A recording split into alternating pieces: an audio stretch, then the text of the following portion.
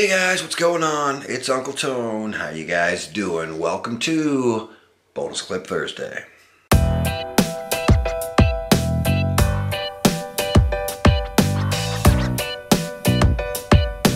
What's going on? I mentioned in not this past week's vlog, but the week before, last week's vlog, that I had made the jump from my iPhone 6 to ordering an iPhone 6s Plus. There's a couple of reasons behind that. One, 90 to 95% of the time, I still prefer iOS to Android. I love the LG G4, but most of the time, I still prefer iOS to Android. I love the display size on this phone though. It's got that 5.5 inch screen. I love that. The screen on my, after using that for a little bit, the screen on my iPhone 6 seems too small. So there you go. It does kind of suck for one-handed usage, but I can get around that considering how much I love the size of the display. When I mentioned that I had gotten and ordered an iPhone 6s Plus, a number of you expressed surprising amount of interest in an unboxing of the iPhone 6s Plus. It just arrived today, so ask and ye shall receive. I'm going to go ahead and do an unboxing of my iPhone 6s Plus Silver 64 gigabyte for you guys now. It's not just going to be a regular unboxing though. I'm going to do like an unboxing and then I'll go ahead and use it for a day or so, and then I'll give you my thoughts on it, rather than just doing a plain old ordinary regular unboxing. So let's get to the unboxing part. Alright, cool beans. Here we have the iPhone 6s Plus Silver 64 gigabyte. As you can see on the back it says 64 gig. I have my unboxing knife. This is not the SOG Trident unboxing knife. This is a different knife. But it's okay, I assure you, it still cuts. So let's go ahead and cut the plastic, like so, and crack this bad boy open, and check it out. Hoping it's not actually the size it is on the front of the box, because it's a fair bit larger than the G4. I don't know why, I was thinking it'd be about the same size as my LG G4. I have a feeling it's going to be slightly larger. So there you go. Cool beans. Yes, it is in fact the same size as the picture on the box. There you go. Cool beans. Well, let's crack it open. Here is the 64 gig iPhone 6s Plus. Cool beans. We'll set that off here to the side a little bit, and then we'll check out with the rest of what's in the package. Of course, you're going to get your regular Apple type stuff, your little quick start guides and stuff in here. You get a SIM card tool. And then you also get iPhone 6s Plus, telling you about all that kind of stuff. You also get it in French because we're in Canada. And then you get your information sur l'iPhone. So, you know, that's in French. And then your iPhone info. And some Apple stickers. Cool beans. I don't think I've ever actually stuck Apple stickers to anything. I have a bunch of them laying around, though. Never actually stuck any of them to anything, so there you go. Cool beans. So also included is a Lightning to USB cable, your wall wart. One of the things I like about Apple's phones is their wall warts are very small. They don't take up a whole lot of space. And then of course a set of the ubiquitous Apple EarPods. These actually sound a lot better than the old. I did a video on these a while ago, quite a while ago when they first came out. These sound a lot better than the old Apple earbuds you used to get. They don't fit my ears worth a patootie though. So there you go. I generally don't use them. I usually use my Klipsch or one of the sets of Dunu headphones I have laying around. So there you go. I'm going to need this SIM card tool to take this, pop the SIM tray out to put my SIM in. So there you go. That is the unboxing part. Let's not forget the most important part. This is the best part of any unboxing, and that is the peeling of the plastic. Everyone loves this sound. Are you guys ready?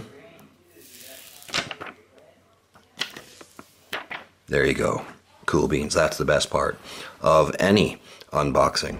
Cool beans. So, cool beans. I can still hold it with one hand. I have really large hands. So, using larger phones isn't going to be a huge problem for me. Let's put it side by side with the LG G4. And you can see that it is slightly larger than the G4. You can also see me in front of it. Cool beans, there you go. So, yeah, it's slightly larger, but it's not enormous. I mean, set them like that so that they're kind of level. What, maybe half an inch longer? Any wider? I don't know. Tiny little bit wider, too. Tiny little bit wider. Tiny little bit longer.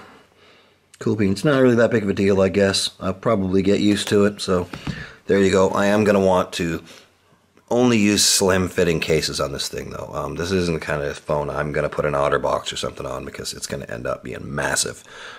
This is definitely the kind of phone I'm just going to use a slim fitting case on, so there you go. I'm going to plug this sucker into iTunes, restore my backup, and use it for a day or so. And then through the magical power of video editing, it'll seem instant to you guys, but I will be back with a thoughts video on it, just to let you guys know what I think of it after a day of using it. So I will see you guys in a minute. Okay, it's the next day, a full 24 hours later, which is actually Thursday, by the way, just in case you guys were wondering.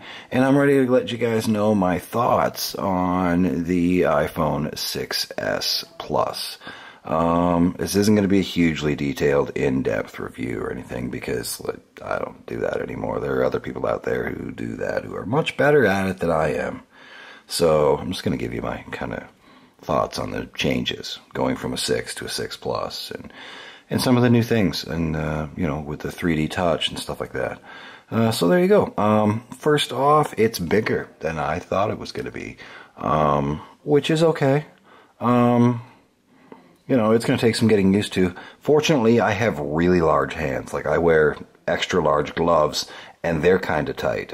I could really probably go with double XL gloves, but they're harder to find around here. So, there you go. I have very large hands, so it's not really a major difference for me.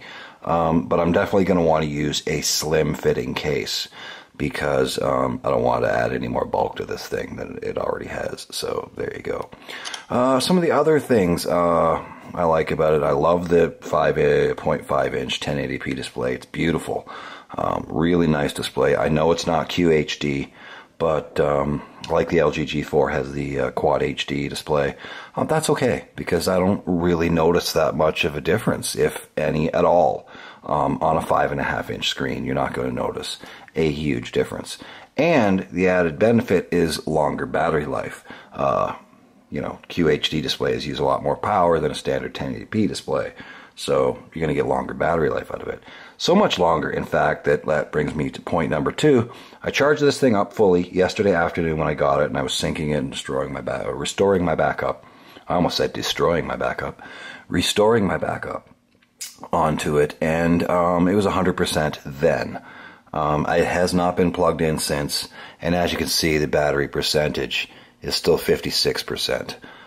Battery life on this thing is pretty rad. Let's go to general and usage and see what kind of usage we got going on here. Where's usage? Don't remember about. No, that's not it. Where's usage?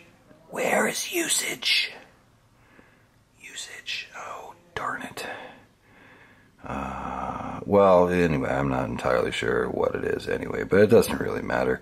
You know, it's got plenty of screen on time with me fiddle farting around with it and so on and so forth. And the battery's still, as I said, at 56%. It's awesome. So you should be able to go 2 full days. I'm thinking I'll probably be able to go 2 days on a full charge on this thing as opposed to 1. So there you go. I usually charge my iPhone 6 pretty much every day. I had no difficulties getting through the day with my iPhone 6, though. I would usually still have 30 or 40% left. So there you go. I'm not on my phone quite as much as I used to be. So there you go.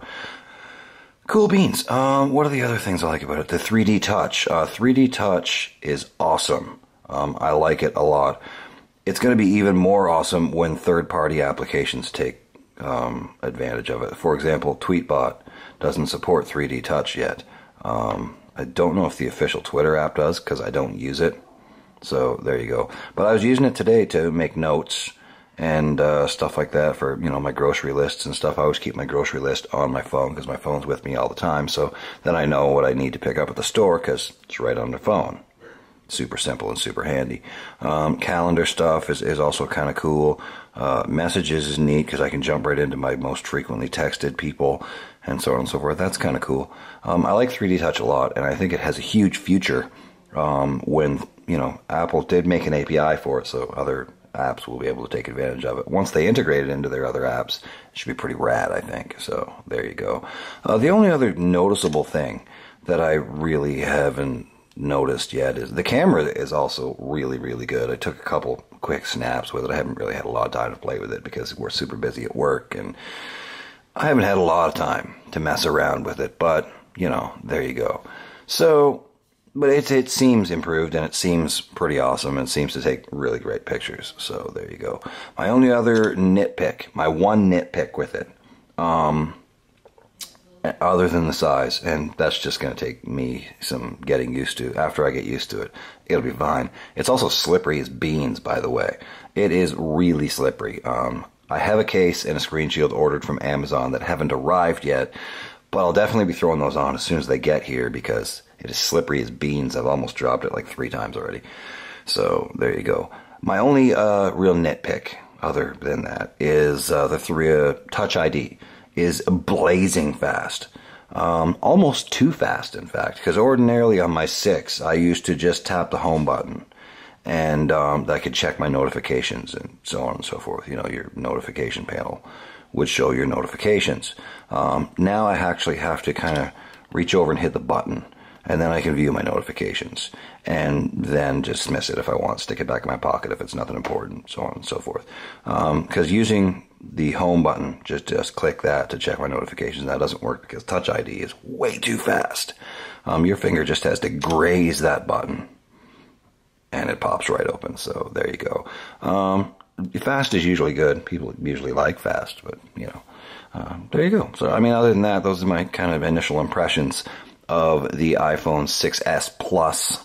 Cool beans. I'm loving having 64 gig because it gives me tons of space. I threw about 700-800 songs on here, all my pictures, my apps, everything. I still got like 40 gigs free.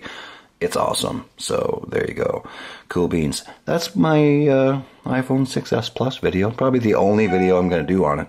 So thanks for watching. I hope you guys enjoyed it. If you have any questions about things I didn't cover in here that you think I might want to know what I think about that, leave them in the comment box down below, and I'll answer any questions you have down there. Cool beans. Thanks for watching, and I will see you guys on Muse Day. Rock on.